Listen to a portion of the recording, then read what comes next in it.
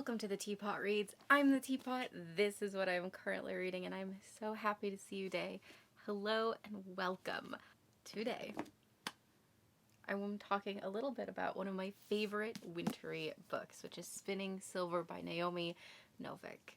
This book, if you've not read, is an original fairy tale inspired by more classic fairy tales like Rumpelstiltskin, but it really goes far beyond that and takes it in a very unique direction. It is a super feminist fairy tale, and it gives the female characters a lot of agency. It's also just delightful writing, sort of whimsical in a more serious or dark manner, but like still whimsical, I would say.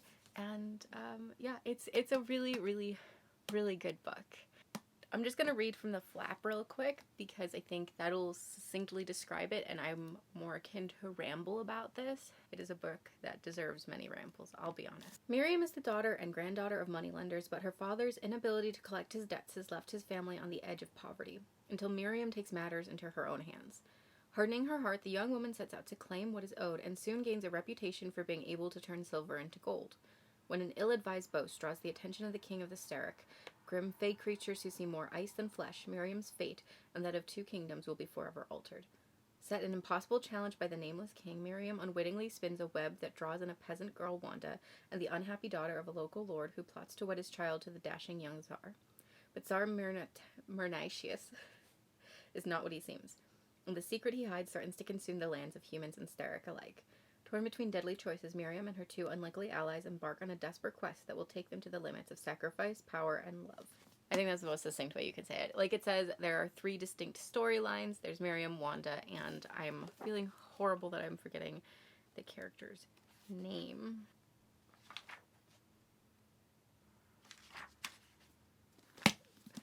It follows Miriam, Irina, and Wanda. Irina being the girl wedded to the future Tsar. So a lot of things going on, a lot of really great female characters, a lot of diverse and like internal ways characters, just really a fantastic story. You've probably heard of this book. This book has made the rounds on pretty much every bookish social media, just as has Naomi Novik's other book, sort of very similar to this, called Uprooted.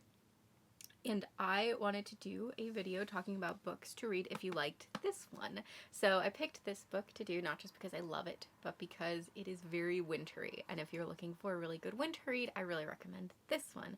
But if you've read this one and you're looking for maybe a winter read, because I would say 3 of these are pretty good autumn winter reads. If you're looking for something similar to this, or because you've been craving this and you are looking just for something similar, these are books I would recommend. So if you've read Spinning Silver but you haven't read Naomi Novik's other works, I absolutely fully recommend Uprooted. This is another feminist fairy tale, sort of a retelling, sort of an original thing. Again, it definitely has roots in fairy tales that exist and that you're probably familiar with, but takes it in a wildly different direction. I actually liked Uprooted more than I liked Spinning Silver, but Uprooted is much more of a summary book. For me, it's just a warmer title, so that's why I'm not doing that this season, but maybe I will.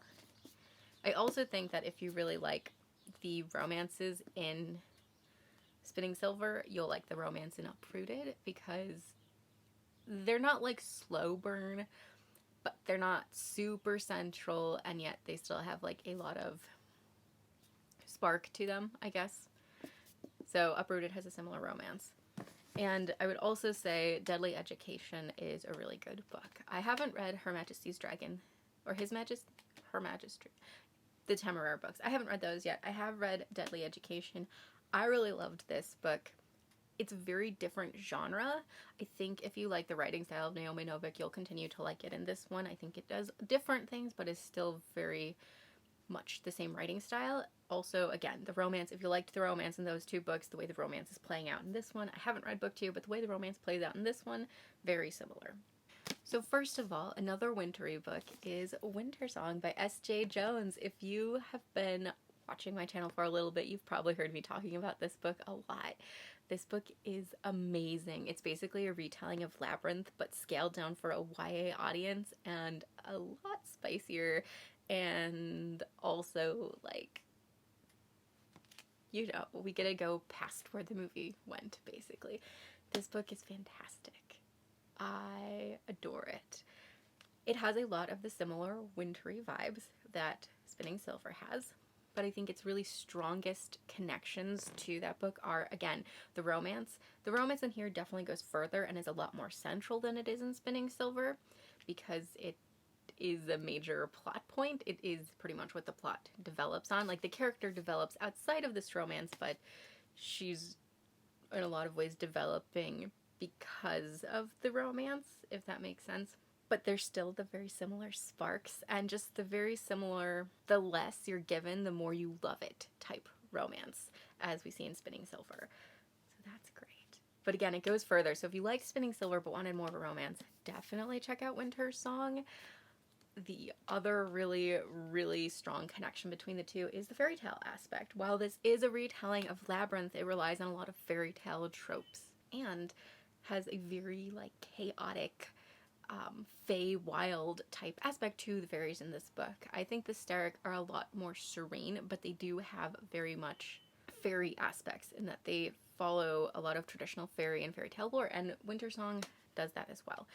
So, Winter Song. This is my number one. If you liked Spinning Silver, read Winter Song. So this book is a summer book. This is Small Favors. While it does have events that take place throughout the year, it actually covers about the span of 1 year, I would definitely call it a summer book, just because of how freaking terrified I was. It was a sort of terror that wasn't like bone chilling. It was the sort that like made my flesh feel like it was like boiling, and like I had to always keep my eye on the door while I was listening to it. So, Small Favors by Erin Craig. This is Erin Craig's second book. Her first one was House of Salt and Sorrows, which I would say if you like Spinning Silver or Winter Song, you'll probably like that, but I think this is a better contender for if you're looking for something specifically to fill the Spinning Silver gap.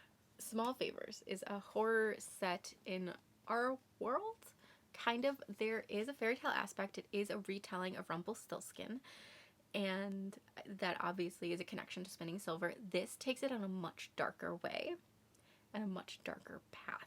Besides being the same fairy tale retelling, though, Small Favors is set similarly to how Spinning Silver is set.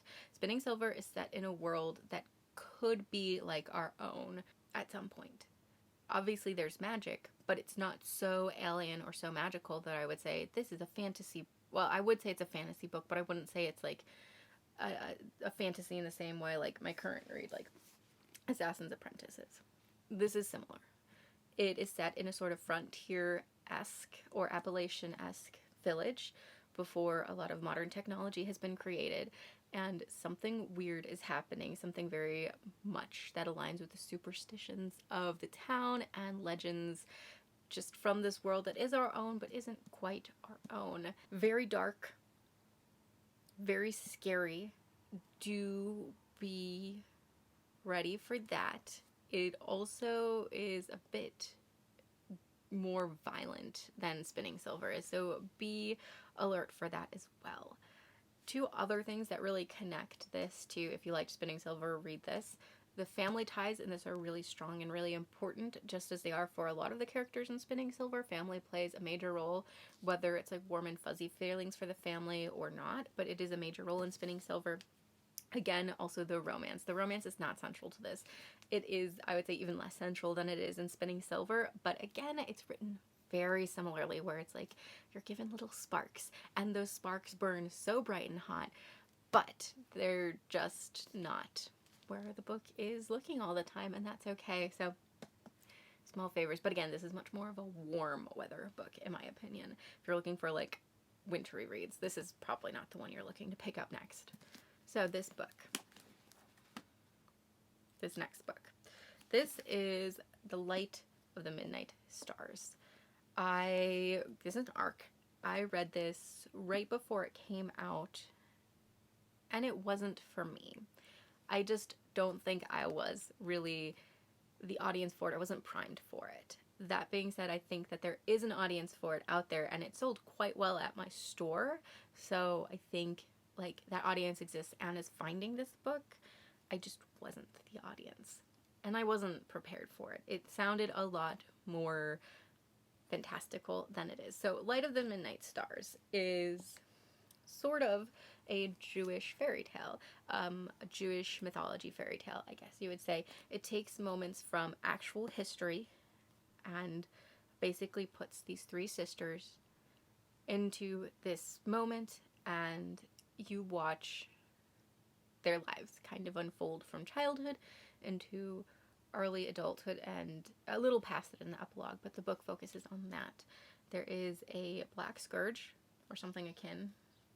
It's like an evil darkness is coming in and killing and hurting, and these three women have magic. In the description for the book, they make it seem very much like it's going to focus on all of these things. It doesn't. It really focuses on the persecution of Jews, the loss and finding of faith, and sisterly bonds. So there is a lot of magic being used as allegory, but you know it's allegory. You know that this darkness is prejudice. You know that they're exiled not because of their magic, but because they're Jewish. It's horrible, it's upsetting, it's sad. This takes fairy tale aspects and again makes them very darker, makes them much more real world. Again, this is a wintry book. I would recommend winter for reading this. It is very much like Spinning Silver. I think it was actually compared, maybe not. I feel like at some point I've seen it compared to Uprooted and Spinning Silver because it does have Jewish fairy tale vibes, which both those books absolutely do, especially Spinning Silver. So if you liked that aspect, this one takes it a lot more real world and serious, and also makes it certain that you know that we are set in our history, in the history of this world, a lot more securely than you feel when you're reading Spinning Silver. This is a much more mature book, I think, than any of the other books. Yeah, for sure. It's probably the most mature book on here. That being said, it's mature mostly because of what it is dealing with and tackling, rather than how it is dealing with or tackling those things. It is potentially upsetting, so do be careful. Maybe check out some trigger warnings before you pick it up. Like I said, this book really wasn't for me because I went into it thinking that it was going to have a lot more magic than it did. It doesn't have a lot of magic. Don't expect that. But if you find yourself attached to these characters, I think you're going to feel absolutely just gutted by a lot of the things that happen, which is great. I think that Spinning Silver does really allow you to jump onto a lot of the characters and feel particularly attached to them, like all good writing is. And had I had that, I think I would have enjoyed this book a lot more. I just didn't. But like I said, I really think if you liked Spinning Silver, your chances of liking this are much higher. I just wasn't the audience. And finally, this one, I was like, am I sure? But I just get the same vibes initially is what I felt. And this is like an autumnal winter read. This is The Hazelwood by Melissa Albert. I love The Hazelwood. This book is amazing. The sequel, not so much. We're not going to talk about that. But this book is amazing. This book is, I would say, whimsical in a dark way and a more chaotic way than Spinning Silver is, but still has very similar vibes to the whimsy. It also gives the female characters a lot of agency. Okay, let me tell you what it's about before I dive into why I think you should read it if you liked Spinning Silver. So Alice's mother has gone missing, and she thinks it is tied to her grandmother and her grandmother's book of fairy tales that are very famous yet very hard to get a hold of. Alice hasn't even heard all fairy tales. And she thinks her mother's disappearance is tied to that because she starts seeing characters from these fairy tales coming to life and showing up in her real world and kind of chasing her down, sort of. So she teams up with Ellery Finch to go try to save her mother. I would say of every modern fairy tale I've read, this one does the best at not only creating original fairy tales, but implanting them into modern day society. Does a great job. There's also a switch about 2/3 of the way through the novel that is just phenomenal. I think that you would like this if you like Spinning Silver because of the whimsical nature. And again, I'll admit, a lot of these I picked because the romances were just similar. For me, romance in a book, not the most important thing I look at, but I like it. I like it. And this has a similar sparky little romance. A little more important than Spinning Silver, probably no, a little more important than in Spinning Silver, less important than in Winter Song. It's not the main focus. I would say it also does a really great job of giving the female characters, in particular Alice, agency. She is fully responsible for saving herself and others, but herself in this novel, and I love to watch it. It's great. And those are my recommendations if you liked Spinning Silver. A lot of these are wintry reads, and I'm not like a mood reader in the way some people are, but I just love to try to theme my seasons with my books. So if you also like to do that, I recommend these for you. Hopefully you found this video helpful or interesting. If you agree with me, if you've read some of these or all of these, let me know if you agree. Let me know if you disagree. If you've read Spinning Silver, let me know if there's another book like that you would recommend, because I love Spinning Silver. I also would like to know more books like it. I am 100% interested in that sort of thing. But yes, thank you for watching. If you want to see more videos like this, please subscribe. I'd love to have you here.